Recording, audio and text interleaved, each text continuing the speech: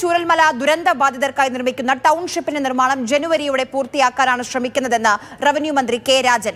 നിർമ്മാണ പ്രവൃത്തി അതിവേഗം പുരോഗമിക്കുകയാണ്. എം കമൽ തയ്യാറാക്കിയ റിപ്പോർട്ട്.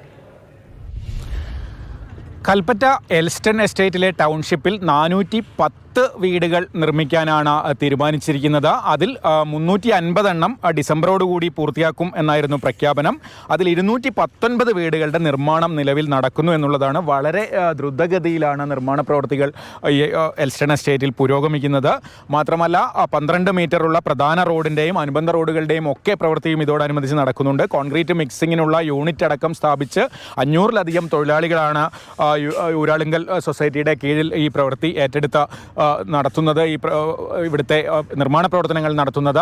റവന്യൂ മന്ത്രി കെ രാജൻ ഇന്ന് നേരിട്ട് ഈ നിർമ്മാണ മേഖലകൾ സന്ദർശിച്ചു. ടൗൺഷിപ്പിൻ്റെ നിർമ്മാണം നടക്കുന്ന എൽസ്റ്റൺ എസ്റ്റേറ്റ് സഞ്ചരിച്ച് പുരോഗതി വിലയിരുത്തി. അദ്ദേഹം പറഞ്ഞത് തീരുമാനിച്ച സമയത്ത് തന്നെ വീടുകൾ പൂർത്തിയാക്കുക എന്നത് തന്നെയാണ് ലക്ഷ്യം. പക്ഷേ കാലവർഷം കഴിഞ്ഞ് പെട്ടെന്ന് തന്നെ മഴ വീണ്ടും തുലാവർഷം വൈകിട്ടൊക്കെ മഴ പെയ്യുന്നത് കൊണ്ട് ചെറിയ ബുദ്ധിമുട്ടുകൾ നിർമ്മാണ പ്രവർത്തനങ്ങൾക്ക് നേരിടുന്നുണ്ട്.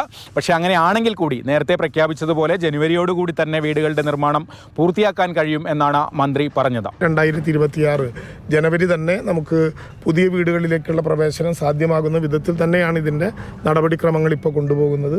കാലവർഷത്തിനും തുലാവർഷത്തിനും ഇടയിൽ കിട്ടേണ്ട ഒരു ഇടവേള ഇത്തവണ പ്രത്യേകിച്ച് വയനാട്ടിൽ ലഭ്യമാകുന്നില്ല. അതിൻ്റെ ഒരു പ്രതിസന്ധിയുണ്ട്. അതുകൊണ്ട് തന്നെ മഴ പെയ്യുന്ന കാലത്ത് നിർമ്മാണ പ്രവർത്തനത്തിൻ്റെ സാധ്യത അനുസരിച്ചുകൊണ്ട് അത് മുന്നോട്ട് പോകുകയല്ലാതെ മറ്റു മാർഗങ്ങളൊന്നുമില്ല.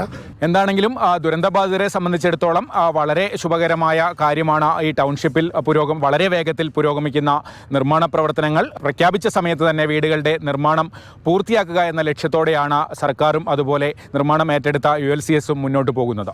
കമൽ, മാതൃഭൂമി ന്യൂസ്, വയനാട്.